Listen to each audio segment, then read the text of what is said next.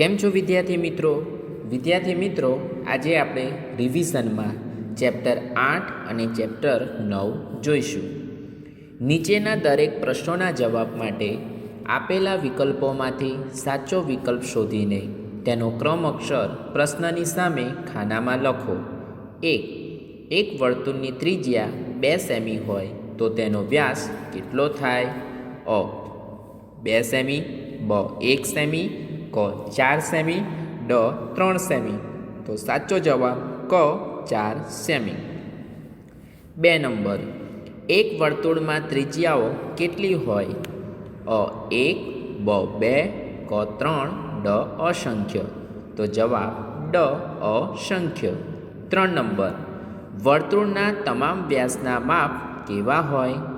અ જુદા જુદા, બ સરખા, ક વિશિષ્ટ, ડ કંઈ કહી ન શકાય. તો સાચો જવાબ બ સરખા. નીચે આપેલા વર્તુળોની ત્રિજ્યા માપો અને લખો. 1 number 1.5 semi, 2 number 2 semi, 3 1 semi, 4 0.5 semi. નીચે આપેલી વર્તુળની આકૃતિ પરથી તેના ભાગના નામ જણાવો. 1 ઓ બિંદુ કેન્દ્ર, 2 નંબર OP બરાબર ત્રિજ્યા, 3 નંબર MN બરાબર જીવા, 4 નંબર AO બરાબર ત્રિજ્યા, 5 નંબર OB બરાબર ત્રિજ્યા, 6 નંબર OQ બરાબર ત્રિજ્યા, 7 નંબર AB બરાબર વ્યાસ. નીચે આપેલી વર્તુળની આકૃતિ પરથી પ્રશ્નોના જવાબ આપો. 1 વર્તુળનું કેન્દ્ર જણાવો. બિંદુ O. 2 નંબર, વર્તુળની ત્રિજ્યાઓ કેટલી છે? કઈ? 5.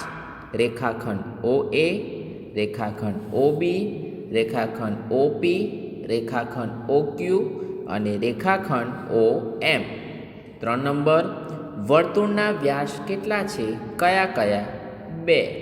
રેખાખંડ AB અને રેખાખંડ PQ. 4 નંબર, વર્તુળની જીવાઓ કેટલી છે? કઈ? 4. રેખાખંડ AB, રેખાખંડ PQ, રેખાખંડ AP અને રેખાખંડ BQ. નીચેનું કોષ્ટક પૂર્ણ કરો. વર્તુળ, ત્રિજ્યા, વ્યાસ. ત્રિજ્યા 8 સેમી, વ્યાસ 16 સેમી. ત્રિજ્યા 9 સેમી, વ્યાસ 18 સેમી. ત્રિજ્યા 12 સેમી, વ્યાસ 24 સેમી.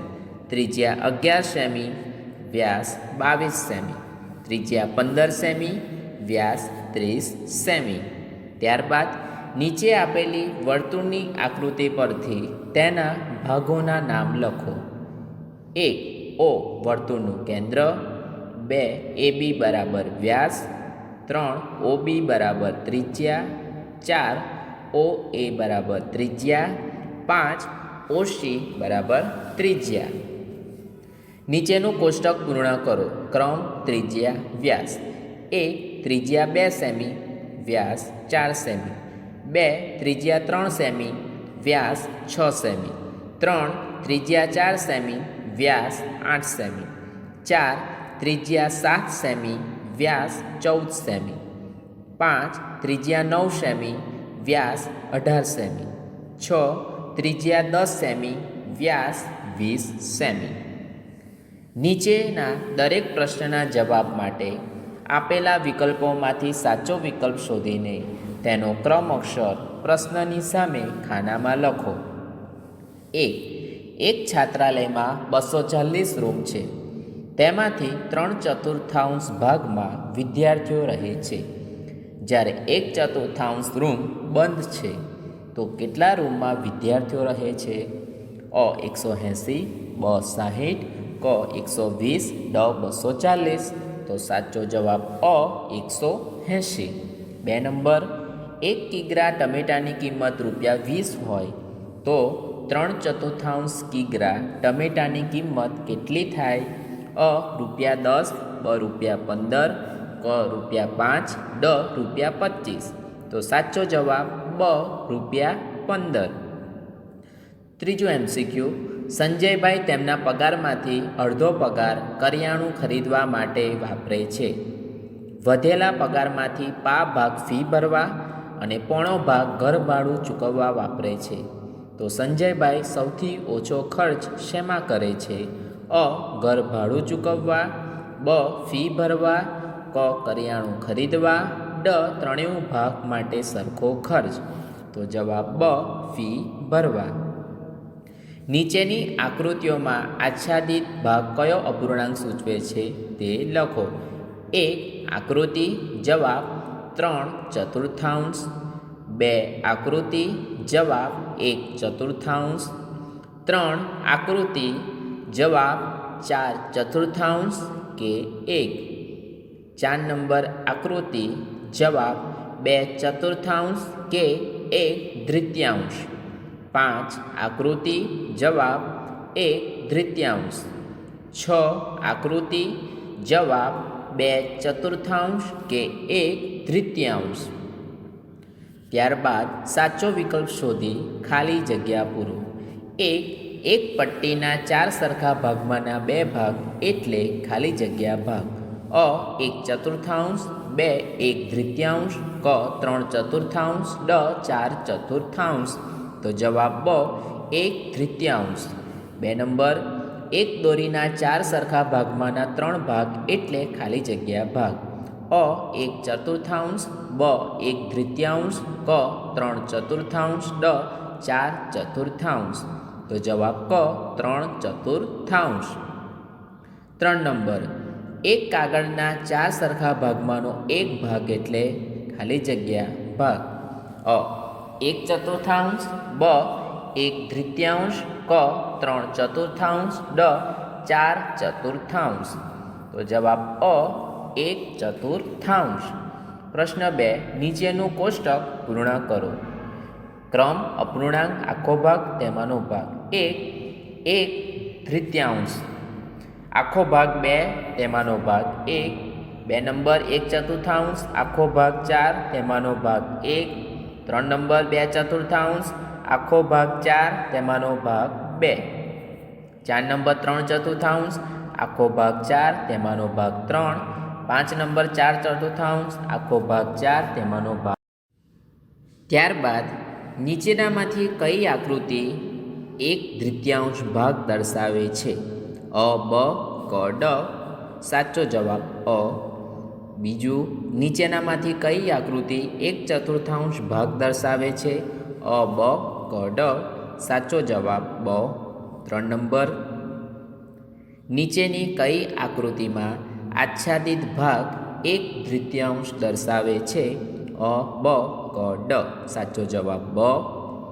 નીચેની આકૃતિઓમાં કયો આચ્છાદિત ભાગ 1/4 દર્શાવે છે? અ, બ, ક, ડ. સાચો જવાબ ડ. 5 નંબર. નીચેની કઈ આકૃતિમાં આચ્છાદિત ભાગ 3/4 દર્શાવે છે? અ, બ, ક, ડ. સાચો જવાબ ક. 6 નંબર. નીચેની આકૃતિઓમાં કયો આચ્છાદિત ભાગ 1/4 દર્શાવે છે? અ, બ, ક, ડ. સાચો જવાબ અ. ક્રમ, ત્રિજ્યા, વ્યાસ. 1. ત્રિજ્યા 2 સેમી, વ્યાસ 4 સેમી. 2. ત્રિજ્યા 3 સેમી, વ્યાસ 6 સેમી. 3. ત્રિજ્યા 4 સેમી, વ્યાસ 8 સેમી. 4. ત્રિજ્યા 7 સેમી, વ્યાસ 14 સેમી. 5. ત્રિજ્યા 9 સેમી, વ્યાસ 18 સેમી.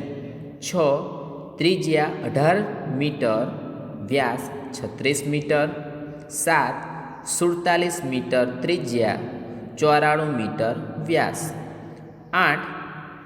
ત્રિજ્યા 17 મીટર, વ્યાસ 34 મીટર.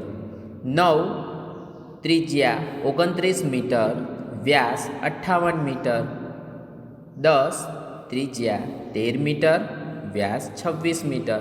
હવે આની અંદર તમને વિદ્યાર્થી મિત્રો ખબર છે ત્રિજ્યા બરાબર વ્યાસ ભાગ્યા 2 અને વ્યાસનું સૂત્ર શું?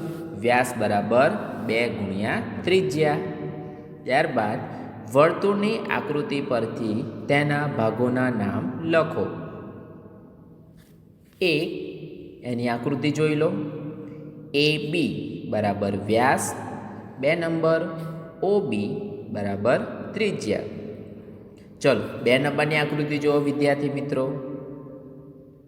તો પ્રશ્ન અને એનો જવાબ: 1 ઓ ઈ બરાબર ત્રિજ્યા, 2 ઈ ડી બરાબર વ્યાસ. ચલો વિદ્યાર્થી મિત્રો 3 નંબરની આકૃતિ જુઓ. 1 એન એમ એન બરાબર જીવા, 2 નંબર એ ઓ બરાબર ત્રિજ્યા. 4 નંબર આકૃતિ જુઓ વિદ્યાર્થી મિત્રો. 1 વર્તુળની ત્રિજ્યાઓ કેટલી છે, કઈ કઈ? તો જવાબ: વર્તુળની ત્રિજ્યાઓ 5 છે.